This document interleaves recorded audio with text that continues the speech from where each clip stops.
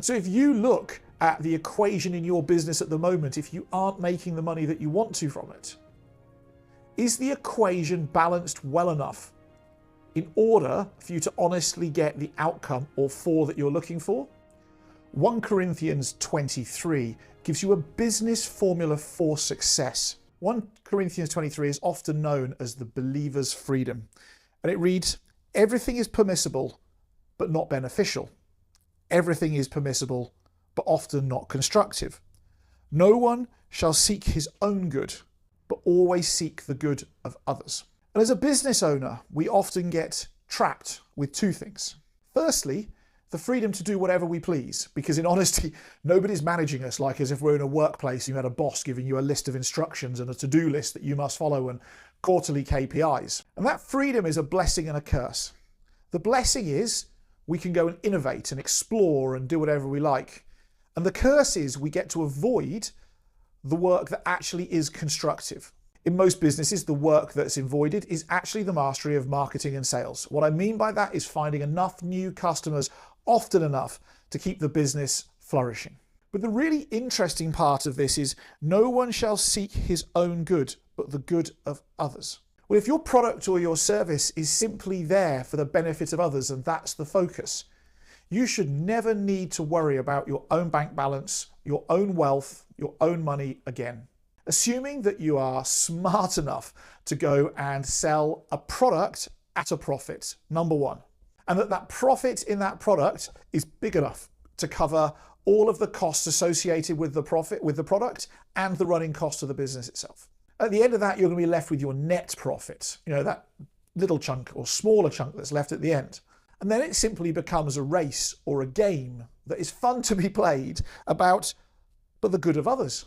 How many other human beings do you need to go and focus on getting through your business on a daily, weekly, monthly, quarterly, yearly basis in order for you to go and have what you want?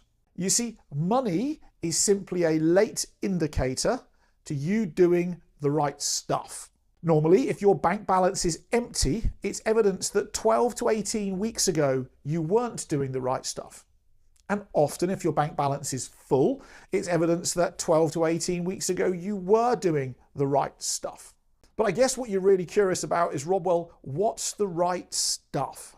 So the right stuff is consistently having a product that's worthy of him.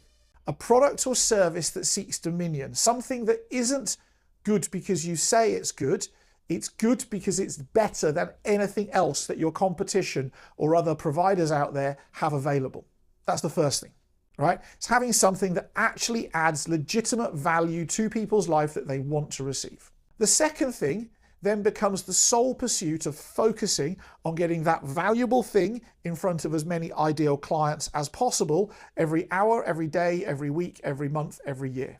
Your relentless pursuit has to be to go out there and get as many customers as possible. But that customer acquisition journey is a journey. It takes time.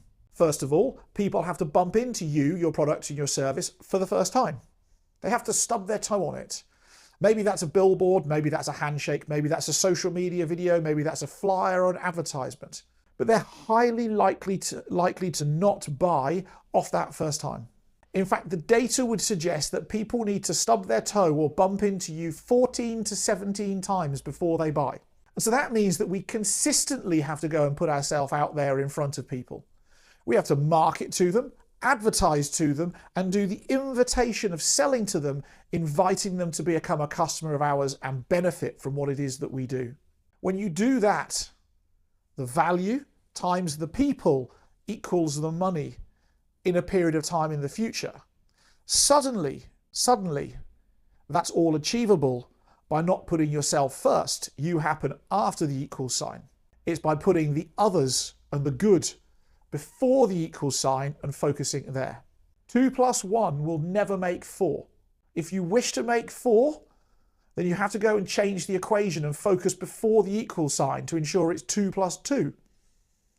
And so if you look at the equation in your business at the moment, if you aren't making the money that you want to from it, is the equation balanced well enough in order for you to honestly get the outcome or for that you're looking for? Or are you looking for 12, and you're actually got 2 plus 1 plus 2 plus 3 equals whatever, well, all you need to do is go back before the equal sign and understand the process of acquiring human beings. Awesome product, awesome service, something that Jesus himself would high-five you if he saw how good it was. That's a product or a service. And then the obsession of finding as many people for your business to talk to as possible about this product or service. Now, this is exactly how Jesus went about spreading the word of God, the New Testament word of God, the living God, the God of miracles, the God of provision, the God of freedom, the God of abundance, the God without laws, but with guidance. He walked about when he left Nazareth, travelled on a donkey, went from place to place, sharing the good news and demonstrating the product of God in practice through miracles over and over and over again, building crowds of first tens, then hundreds, then thousands, finding new ways of communicating to them, new miracles to demonstrate. And he created a brand that is still around 2,000 years later, that's loved, adored, celebrated, and worshipped. Many of us talk about the idea of legacy, but in order to do legacy, you have to build your business like Jesus built the New Testament brand of God, because that's something that will stand the test of time. What most businesses are doing is building a business that might survive 10 or 20 years. But when the business owner stops, the business stops as well. And then the idea of leaving a legacy for your children's children stops with it, which means that we're not honouring what was passed to us in Proverbs.